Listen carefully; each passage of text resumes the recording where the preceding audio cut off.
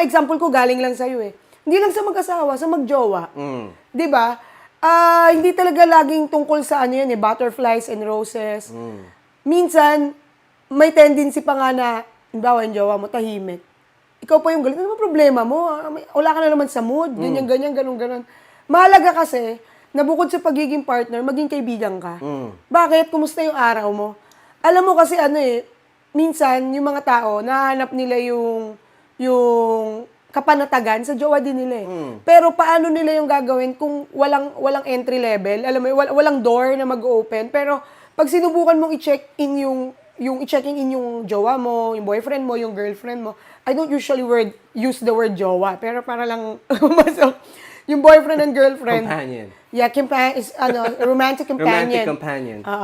Kasi yung jowa is ano siya eh, galing siya sa word na shota, jowa. Pag shota daw kasi short time. Short time.